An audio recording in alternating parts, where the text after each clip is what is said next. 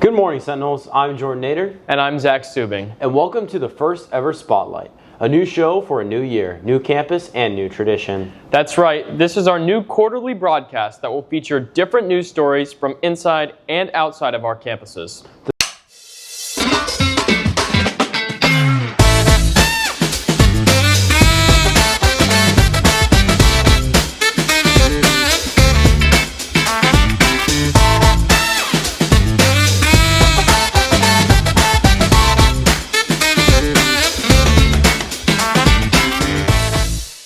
The year is divisible by 4, so you know what that means. It's election time.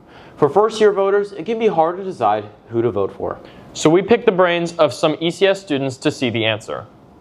Election season is here, and many believe the vote could go either way. This means candidates are looking for new ways to have the most impact. Mrs. Borstelman, the AP U.S. Government and Politics teacher at ECS, tells of how a certain group can be a great point of interest. Trump and Kamala on the ballot. So I think that more and more young voters are actually showing up to vote, which is making them a demographic that politicians desperately seek out. However, according to research from Tufts University, 15% less of Florida's youth are registered to vote in this election than there were in 2020. Jessica Yates, an ECS senior who is able to vote in this upcoming election, tells why she thinks it's important for young people to vote. I think it's important because they are voting for people who are going to set the country up for their future, their economy and everything. During this election, young voters will face many challenges. Carson Jocelyn is another senior who will vote in November, and he speaks on one of the biggest issues for this group: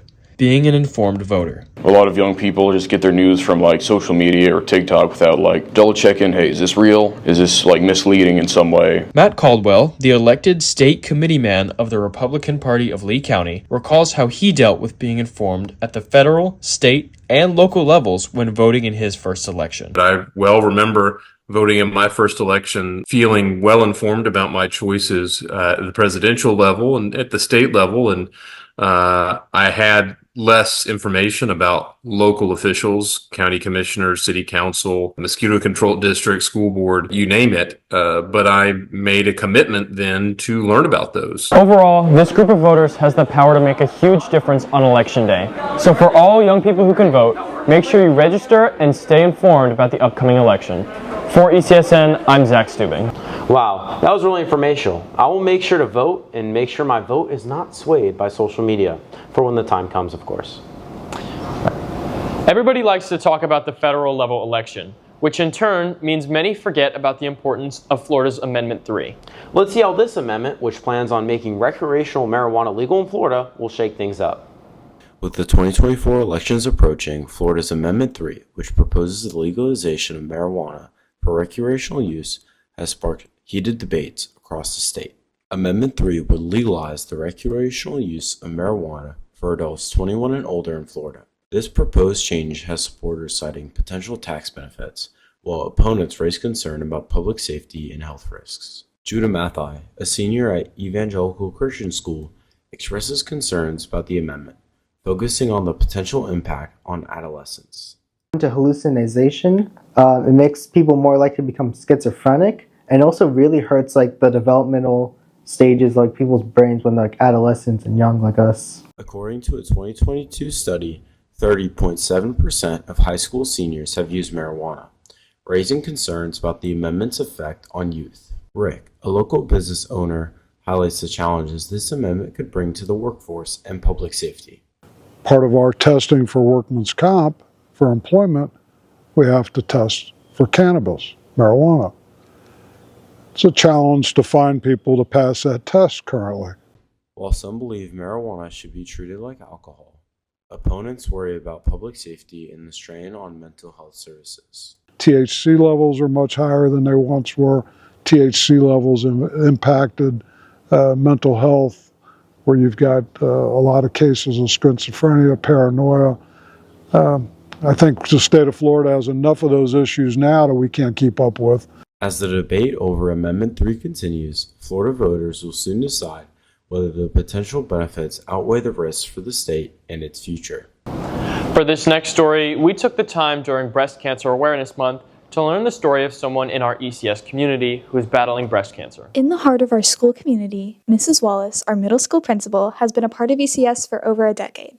She started as a second grade teacher, became the elementary assistant principal for 6 years, and now, for the past 3 years, she's been leading our middle school. But recently, her life took an unexpected turn. Yes, I went for a routine test, and they called me back for more tests, and then on July 18th, I got a call. Actually, I was sitting in this office, and they let me know that I had breast cancer. It was a moment filled with shock and emotion.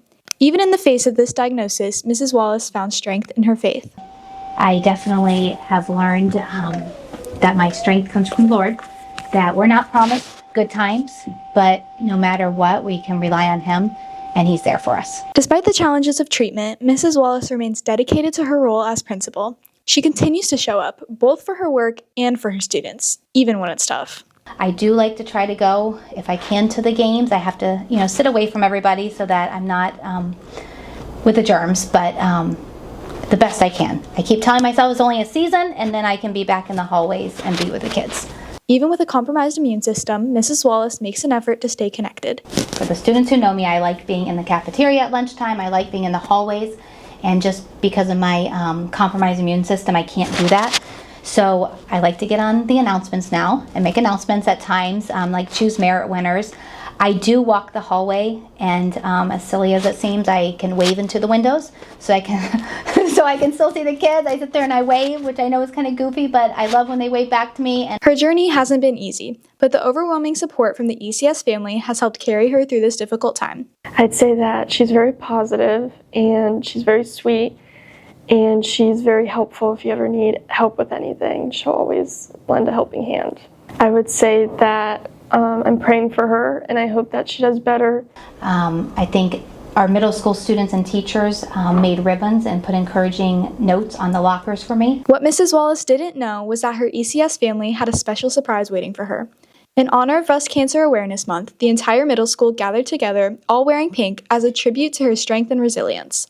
In a heartwarming display, the students sang and signed a song in American Sign Language to show their love and support for Mrs. Wallace.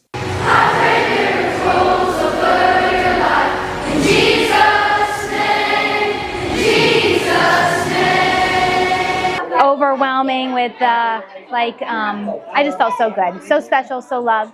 Like I can keep plugging on and keep on going. It was a powerful reminder of just how much she means to the ECS community. Mrs. Wallace's journey has touched all of us, reminding us the power of faith, community, and perseverance. As she continues to fight, we stand by her side, inspired by her courage. For ECSN, this is Lauren Taylor. Well, Mrs. Wallace definitely has a powerful story, and I know we are all praying for her as she fights this illness. Well, probably one of the biggest events of this quarter had to have been homecoming week. That's for sure. So let's take a look back at one of the biggest events of the week, the Friday pep rally. Despite the great change in the school system, ECS had one thing they could not go without having here at the Beacon campus, the pep rally. Because of that, they bussed all the high schoolers over here to have one more meeting with everybody under the roof one more time. Let's see what they had to say about today's pep rally. It was pretty cool, actually. It was really fun to see everyone. Yeah, it was really cool. I think it was really fun. Definitely more fun than a lot of the other pep rallies we've had. I think everyone's very hyped this year, and it makes it a lot more fun. So we met, we discussed what we're going to do at the pep rally. Everyone brought some ideas together, and we just made it happen. I think the students loved it.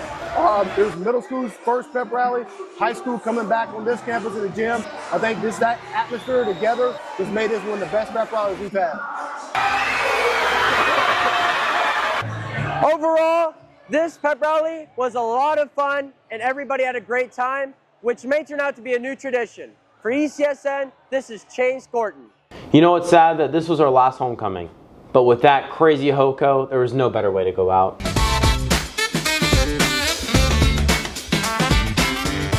The swim team has recently picked up many members for this new season. They have also been hard at work preparing for a meet.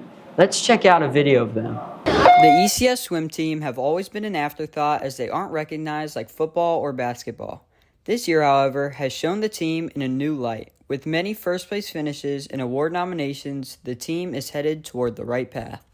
Although junior Braden Sari has beaten records for many schools, he pushes on to break a special record that most have never dreamed of. Break a world record, because I got the school records, but I want to go further, break some records somewhere else. Braden's objective is to receive a full scholarship to a college that is close to home. I'm trying to get a full ride at UF, if not some other D1 school. Coach Epps tells about the 10 new members, 9 of which are in middle school.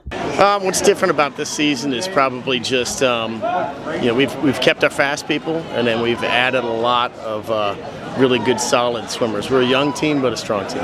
Ashley Villaflor gives her insight and some advice for the newcomers of the team. I love how there's a lot more swimmers, and I love how much they're developing. Ashley talks about her main inspiration for swimming and where she sees herself in the future. I'm aiming for UF and Indiana. UF is just the main goal for me because I really look up to Katie Ledecky and Caleb Jessel. This year's team is full of new swimmers with great potential and a few old swimmers who have been dominating the competition. Reporting for ECSN, I'm Cooper Effing. The new swimmers are great. They will surely get better as long as they keep up the hard work. And speaking of hard work, the golf team has been practicing day in and day out. They have also taken on some new players. Let's take a look at their video. This season, the ECS golf team brings a blend of experience and fresh talent. We've got some experience returning from last year. Got some younger kids playing. I got an 8th grader with breaker simmering. So we've got a good mix, but we are young because we have no seniors on the team. With no seniors on the team, Coach Palmer emphasizes growth and improvement. This past weekend we played in a 36-hole event, and we improved our Friday score to Saturday score by 8 strokes. Would have liked more, but it's an improvement. Today, Coach was pleased with the team's performance. Adam and Hunter are playing well. Breaker's playing well. Ace is a very strong team, but whenever we can play and there's no lightning or rain, I'm happy. Hunter Hayes started the day strong, but faced many challenges on holes 7 and 8. I started off pretty strong, and then I kind of sold the bag. I went 7-7 on 7 and 8. With no seniors on the team, Hunter steps up as a leader, recognizing the need to set an example of maturity. I mean, I am the oldest here, but kind of got to act more mature than everybody else. As the season continues, the ECS golf team aims to refine their skills, stay consistent, and keep improving with every match. For ECSN, this is Jordan Nader. They've been playing great, especially in these weather conditions. Well, the cross-country team has really been working hard. They always give it their all whenever they practice or run at a meet. Let's check out a video to see their progress. Cross country isn't just about running, it's about competition, dedication, and pushing yourself beyond the limits. For athletes, the journey from JV to varsity is no easy feat. It takes mental toughness. I mean, I think every one of our runners can easily run the times needed. It becomes a mental toughness part to it, also being able to endure and push yourself beyond being comfortable. Commitment and goal setting are key for these athletes, who push each other to run faster and work harder during practice. And they will push themselves to run with or beat those kids at practice because they know if they can do it in practice, they can do it out on the course. For Ashley Villaflor, balancing cross country with other sports like swimming is a challenge, but competition helps them stay focused. I love the adrenaline and the feeling of that I either need to work harder or when I do win, I can just take it easy for a while and then get back up to working hard again. Balancing 2 sports in one season is no small task, but she gives credit to her faith for providing strength. God made me was able to give me the strength to do 2 sports in one season, which normally most people don't do. With determination and resilience, these runners are not only preparing for varsity, but learning valuable life lessons along the way. For ECS Films, this is Jordan Nader. Wow, making varsity cross country sounds very difficult. Congratulations to everyone on varsity. And speaking of difficult varsity sports, the football season was in full swing earlier this year. Let's take a look at the ECS versus Palmetto Ridge game.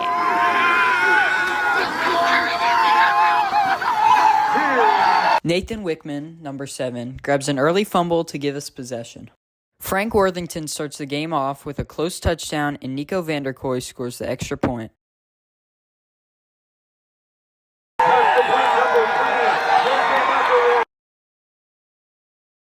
Quez Alton scores the second touchdown to bring us to 13-0. Nico scores the 3rd touchdown of the game, making the score 19-0.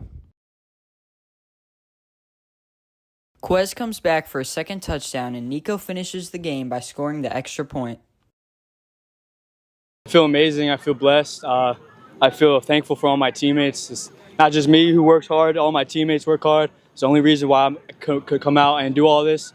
It's all a team sport. My teammates block for me. My teammates run routes to get me open.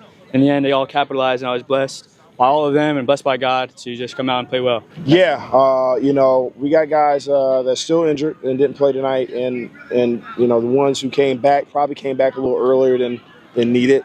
But they sucked it up. Everyone that plays football knows you have to play hurt.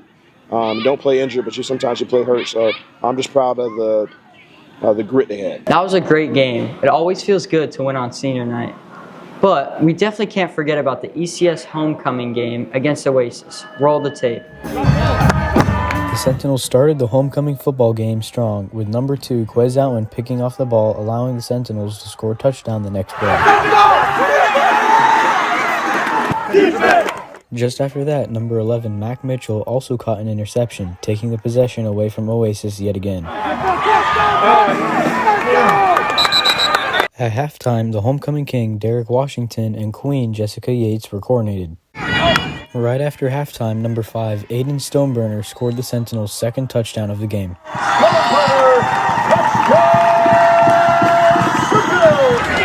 After that, though, the game took a turn when Oasis scored their first touchdown, along with 2 more touchdowns and a field goal, which put them in the lead and allowed them to win the game 24-14.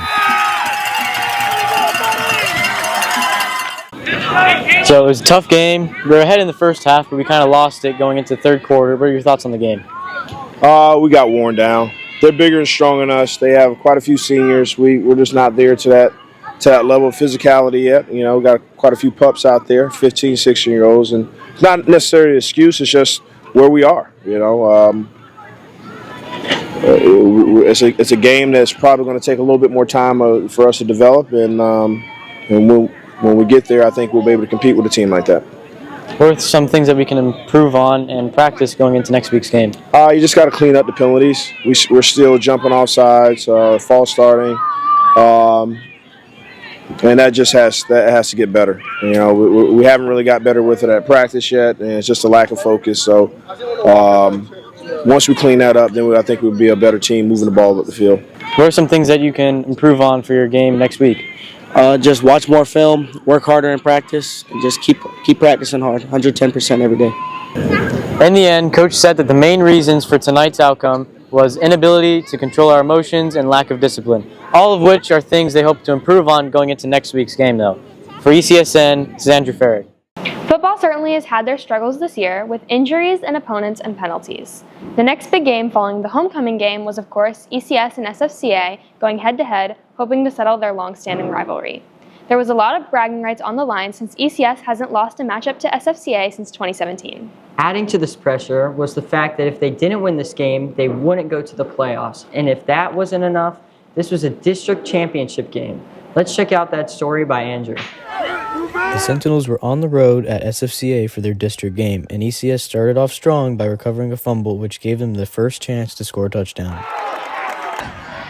A few plays later, the Sentinels were already in scoring range, and number 11, Mac Mitchell, ran it in for a touchdown. Mac wasn't done yet, though, because just after that, he scored another touchdown.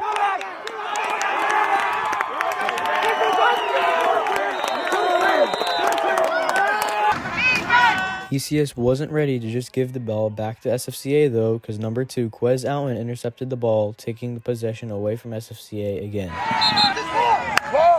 If you thought that was it, you'd be wrong, because Quez intercepted yet another throw, sealing the game for the Sentinels with a score of 17 and only letting SFCA score 8 at the very end of the game. All right, so what were some key plays this game that helped us come out with the win? That first drive, we made some good plays as far as with Mac, Tice, and just a multitude of players, and Mac finishing in the end zone. And then obviously the second drive, but then ultimately the defense, they just played lights out tonight, and they had been doing that all year. So what were some things that you guys did differently this game compared to some other games? First, we had a new quarterback. We had 2 of them. We had two quarterback system tonight, and we played cat and mouse with what plays we could run, and I thought both guys really executed. Really good game tonight. You guys did really well. But tell me how it feels to win a game that you guys were predicted to lose. First of all, I just want to give all the glory to God. Without him, we couldn't do nothing, and it just feels great. The preparation that we put in, like the team that we got, practice 110% every day, and we made sure that we know that they had us predicting to lose. We made sure we knew that. What were some things that you guys did differently this game compared to some other games? Practice. And we were a team. We were a brotherhood this game. We all stayed together, and no one went away from each other, and we all believed in each other. We definitely took SFCA down, proving that the Sentinels are the true kings.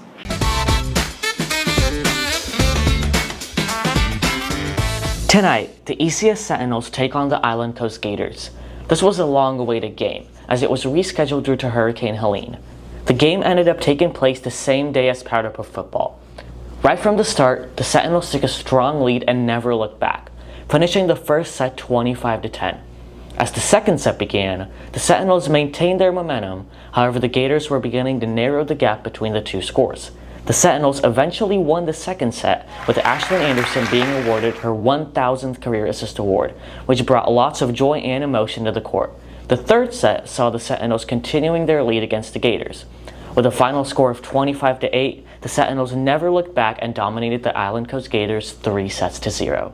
I feel really accomplished. I wouldn't have been able to do it without God, my parents, and all my teammates, so I want to thank them too. I'm really proud of her. She had no idea it was coming. I just happened to find out this weekend from a friend of mine, so it was really nice to surprise her with that on her senior night.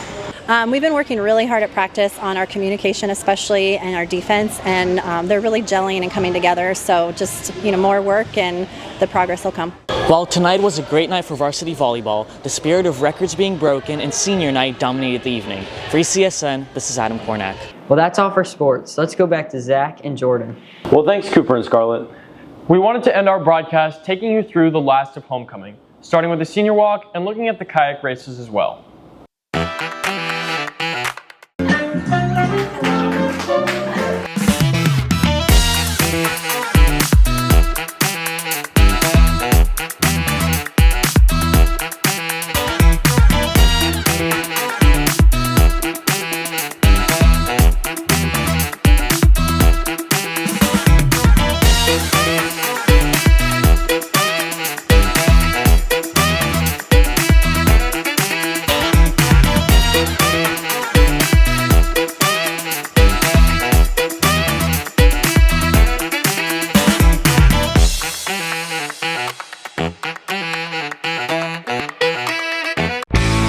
Get set!